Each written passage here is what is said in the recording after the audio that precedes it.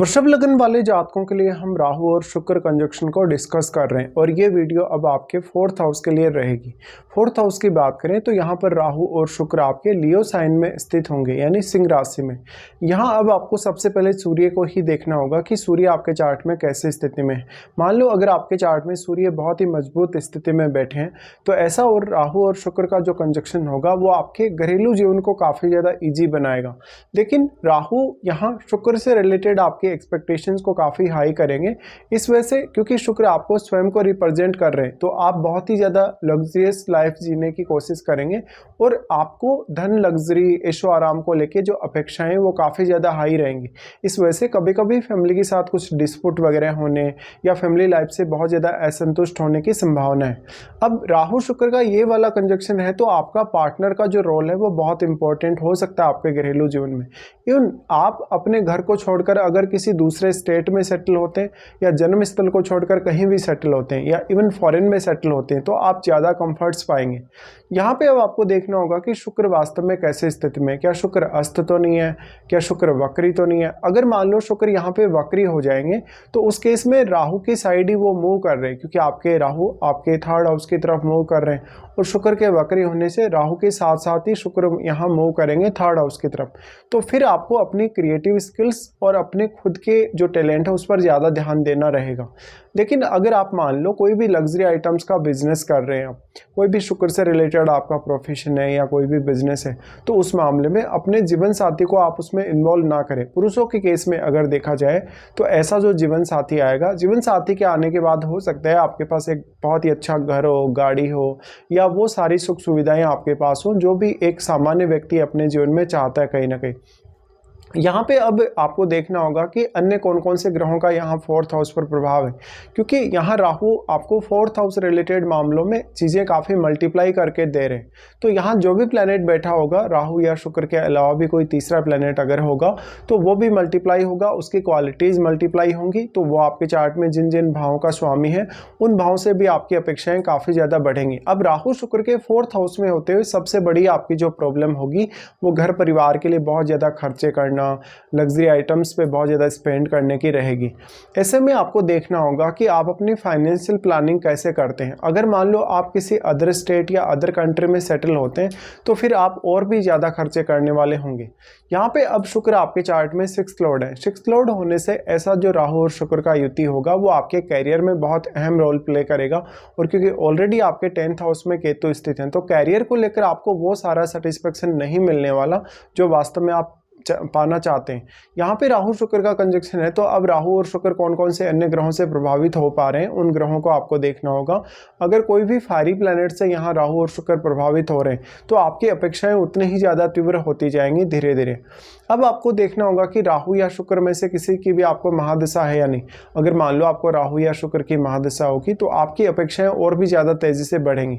तो अब क्योंकि शुक्र पुरुषों के लिए उनकी वाइफ को रिप्रेजेंट कर रहे हैं, उनके जीवन साथी को रिप्रेजेंट कर रहे हैं, तो हो सकता है जिस हिसाब से आपने अपने जीवन साथी को चुना है या जीवन साथी के आने के बाद आप अपनी जैसी लाइफ एक्सपेक्ट कर रहे थे वैसी लाइफ आपको देखने को ना मिले।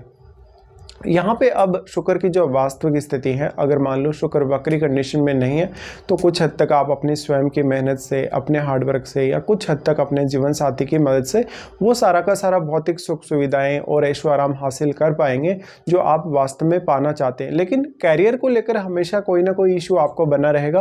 कैरियर में बहुत ज़्यादा अनसर्टेनिटी या कभी कभी कैरियर में बहुत ज़्यादा डिले बना रहेगा जिसकी वजह से आपका घरेलू जीवन इससे काफ़ी प्रभावित होगा। छोटी उम्र में ही आपको घर छोड़ना पड़ सकता है। हालांकि राहु और शुक्र का कंजक्शन आप में टैलेंट बहुत ज़्यादा डेवलप करेगा और ईगो इश्यूज भी आपको काफ़ी ज़्यादा देगा, डोमिनेशन भी बहुत ज़्यादा देगा। अगर मान लो शुक्र राहु के बहुत ज़्यादा क्लोज हो तो आपका जीवन साथी भी आपको काफ़ी डोमिनेट कर सकते हैं। राहु और शुक्र के इस कंजक्शन की वजह से आपका जो पार्टनर होगा कहीं ना कहीं आपकी घरेलू लाइफ को डिस्टर्ब कर सकता है अगर आपका यहाँ शुक्र अच्छी स्थिति में नहीं है या शुक्र जैसे शनि से प्रभावित है या किसी भी अन्य ग्रह से, मंगल जैसे ग्रह से अगर प्रभावित है तो यहाँ जो भी आप पार्टनर चुन रहे हैं, जीवन साथी चुन रहे हैं, उसका काफ़ी अहम रोल होगा आपके कैरियर और आपके घरेलू जीवन के लिए। यहाँ पे अब जो शुक्र है, क्योंकि 6th हाउस के लॉर्ड हैं, तो आप अपने कैरियर को कैसे प्लान करते हैं, अपने घरेलू जीवन के साथ साथ अपनी डेली लाइफ को आप कैसे प्लान करते हैं मैरिज होने के पश्चात, ये आपके लिए बहुत ही ज़्यादा इंपॉर्टेंट होगा। अगर हम राहु की दृष्टियों या शुक्र की दृष्टियों के हिसाब से विचार करेंगे तो सबसे पहले राहु आपके यहाँ अष्टम भाव पर अपना प्रभाव डाल रहे हैं। अष्टम भाव उनके लिए अब नीच का घर है, और अगर वो वहाँ प्रभाव डाल रहे हैं तो ये परिवार के सदस्यों की सेहत के लिए अच्छा साबित नहीं होता। हालांकि आपके सिक्स सेंस के लिए काफ़ी अच्छा है, लेकिन यहाँ अष्टम भाव में बैठे हुए ग्रह को देखिएगा। अगर अष्टम भाव में राहु का कोई मित्र ग्रह बैठा होगा तो राहु का यहाँ प्रभाव कुछ हद तक अच्छा रहेगा, लेकिन आपको अपने इन लॉज से, अपने जीवन साथी की जो सेहत है उसको लेके कोई ना कोई इशू आता ही रहेगा। अगर पुरुष का चार्ट हो तो उस केस में अपने इन लॉज के साथ संबंध बिगड़ने की संभावना काफ़ी ज़्यादा होगी। अगर आपके अष्टम भाव में कोई भी ऐसा प्लैनेट है, जैसे सूर्य है, मंगल है, इवन चंद्रमा भी अगर है, तो भी आपको काफ़ी ज़्यादा इश्यूज रहेंगे रिलेशनशिप को लेकर, क्योंकि रिलेशनशिप में उतार चढ़ाव काफ़ी ज़्यादा आते रहेंगे। अब राहु शुक्र का ये वाला कंजक्शन है, तो आप जब भी कोई भी पैसा स्पेंड कर रहे हैं अपनी लाइफस्टाइल पर, अपने घरेलू कार्यों पर या अपने पारिवारिक मामलों में, तो आपको काफ़ी सोच समझ कर विचार करना होगा, क्योंकि आप यहाँ भौतिक सुख सुविधाओं के पीछे बहुत ज़्यादा दौड़ने की कोशिश करेंगे। जितना ज़्यादा भौतिक सुख सुविधाओं के पीछे जाएंगे उतनी ज़्यादा आपकी अपेक्षाएं तीव्र होती जाएंगी, और जितनी ज़्यादा तीव्र अपेक्षाएं होंगी उतनी ज़्यादा आप में एक समय बाद असंतुष्टि डेवलप होगी, जिससे जीवन साथी के साथ भी आपके इश्यूज बढ़ेंगे। अब इस बात की संभावना काफ़ी ज़्यादा होगी कि आपका जो पार्टनर होगा उसके आने के बाद आपका जो घरेलू जीवन है, कहीं ना कहीं आपके पारिवारिक जो सदस्य हैं उनसे काफ़ी ज़्यादा प्रभावित होने के चांसेस हैं। तो आपके स्पेशली मदर का जो रिलेशन है आपके पार्टनर के साथ, आपके जीवन साथी के साथ, वो कैसा है, उसका प्रभाव बहुत ही ज़्यादा आपके घरेलू जीवन पर रहेगा। राहु और शुक्र दोनों ही फिर आपके 10th हाउस को यहाँ से एस्पेक्ट करते हैं। 10th हाउस को एस्पेक्ट करने की वजह से यहाँ पर मेनली आपको कैरियर को लेकर बहुत ज़्यादा डिससेटिस्फेक्शन उत्पन्न होगा, क्योंकि ऑलरेडी केतु यहाँ है, और शुक्र और राहु का जितना भी प्रभाव 10th हाउस पर पड़ रहा है, यहाँ केतु सारी की सारी एनर्जी को एब्जॉर्ब कर रहे हैं। तो अब आपको देखना होगा कि केतु के साथ कोई प्लैनेट आपके 10th हाउस में है या नहीं। मान लो अगर कोई भी ग्रह वो है, तो आपके चार्ट में जिन भावों का वो स्वामी होकर आपके 10th हाउस में गया है, उन भावों के लिए आपको बहुत ही केयरफुली प्लानिंग करना होगा। इसके साथ साथ आपको उन भावों से जुड़े हुए रिश्तों से कोई खास एक्सपेक्टेशन नहीं रखनी चाहिए। आप कैरियर में बहुत ज़्यादा राइज करेंगे वास्तव में, बट जो राइज होगा, जिस प्रकार से आपका कैरियर में डेवलपमेंट होगा, वो सारा का सारा आपने कभी एक्सपेक्ट नहीं किया, ना ही कभी आपने उतना ज़्यादा सोचा, लेकिन कहीं ना कहीं उसका आभास आपको होगा नहीं, क्योंकि यहाँ केतु बैठे हैं। तो केतु बैठे होने से कभी कभी कुछ रॉन्ग डिसीजन होने की भी संभावना है। तो कैरियर के लिए ऐसा केतु आपके एफर्ट को काफ़ी ज़्यादा बढ़ा देता है, क्योंकि शुरुआत में वो आपको सही डायरेक्शन में जाने नहीं देता कन्फ्यूजन की वजह से, और राहु आपको काफ़ी ज़्यादा इल्यूजन भी क्रिएट कर रहे हैं। उसके बाद राहु का दृष्टि आ जाता है आपके 12th हाउस पे। अब शुक्र के साथ बैठकर अगर राहु इस तरीके से दृष्टि डालेंगे, और अगर मान लो आपका शुक्र वक्री होकर बैठा है राहु के साथ, तो आपके मैरिज होने के पश्चात आपके एक्स्ट्रा रिलेशनशिप होने के चांसेस रहेंगे, इवन सेपरेशन या डिवोर्स होने के चांसेस रहेंगे कुछ हद तक। लेकिन इसके लिए आपको अपने सप्तम भाव को भी विचार करना होगा और मंगल को भी विचार करना होगा, जो आपके सप्तमेश है।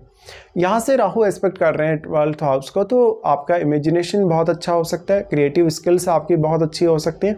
बट ये जो स्थान है 12वां घर, वो आपका बेडरूम है। बेडरूम होने की वजह से आपके जीवन साथी से आपको भयंकर असंतुष्टि डेवलप हो सकती है इस दृष्टि की वजह से। और 12वें घर में बैठे हुए प्लैनेट को देखिए, उस प्लैनेट से संबंधित भावों के लिए भी आपको काफ़ी ज़्यादा केयरफुली प्लान करना होगा। तो राहु और शुक्र का ये वाला जो कंजक्शन है 4th हाउस में, ये बहुत ही ऐशो आराम के साथ, मौज मस्ती के साथ आपको जीवन जीने की एक संकल्पना देता है, या इस तरीके के आपको एक्सपेक्टेशंस देता है। लेकिन आप कितना ज़्यादा रियलिस्टिक इन सब को जी पाते हैं, या कितना ज़्यादा इसका लुत्फ उठा पाते हैं, ये अन्य ग्रहों के प्रभाव पर भी डिपेंड करेगा। साथ ही आपको क्या वास्तव में राहु या शुक्र की महादशा है या नहीं, क्योंकि अगर आपको इन प्लैनेट्स की महादशा होगी तो उसमें इनका रोल काफ़ी ज़्यादा इंपॉर्टेंट हो जाएगा आपके लिए।